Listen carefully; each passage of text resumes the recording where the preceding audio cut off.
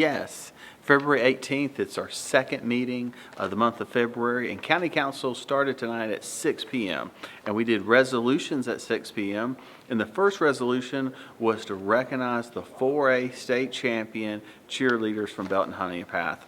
Large group of young women came out with their parents and supporters, took it all the way to the championship. A lot of smiles, a lot of energy. We were very excited to honor them, and I got a feeling they're going to be back there next year.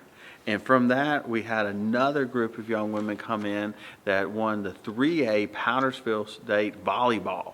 And so these women are so very talented and athletic, took it all the way to the state championship and won it, and I got a feeling they're going to be back the same.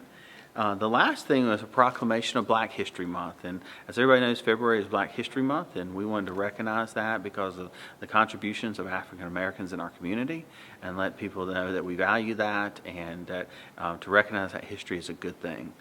From there, we went into our regular scheduled meeting.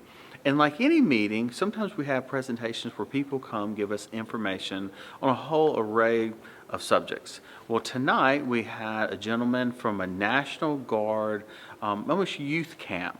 And this is something that's 75% funded by the federal government, 25% funded by the state government, but it's where at-risk teens between 16 and 18 can go to sort of a regimented, sort of military-style camp that can help prepare them to get into technical school, college, potentially the military, and sort of a second chance kind of deal, which is so many times needed with mentors to young people in our community to give them just a little oomph to keep going. Well, from there, we also heard from South Carolina Carey. A gentleman came to talk to us about Second Amendment gun rights and whether or not our county should be a Second Amendment sanctuary county. What does that mean? And we probably had 50 to 75 in attendance tonight supporting this.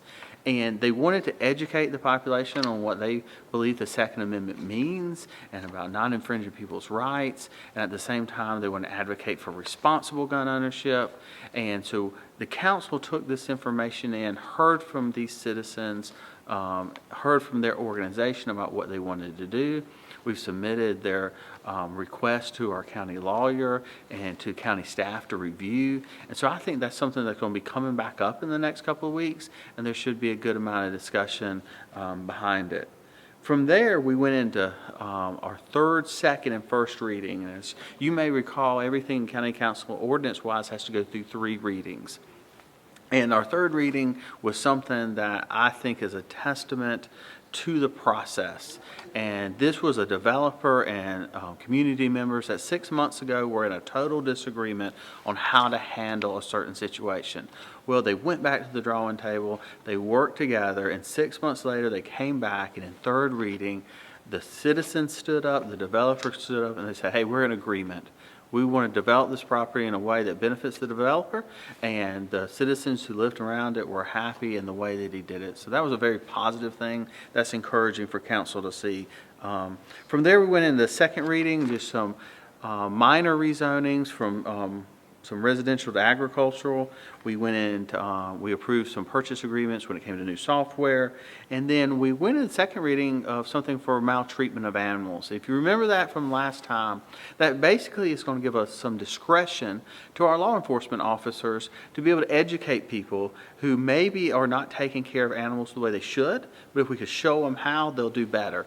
And to differentiate that between people who need to be taken to the local courts or the magistrate's courts or even the state courts for true mistreatment of animals. And so that's a good thing that's moving forward, and it came out of our public safety committee and garnered a lot of debate but also a lot of support.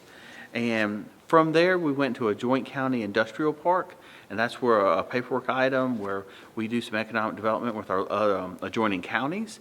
And then we went into an economic incentive package for a local company who was expanding, adding more jobs. And so it was good news for our economy, good news for people living in Anderson. And from there, we heard about the Public Safety Committee meeting that we had last week.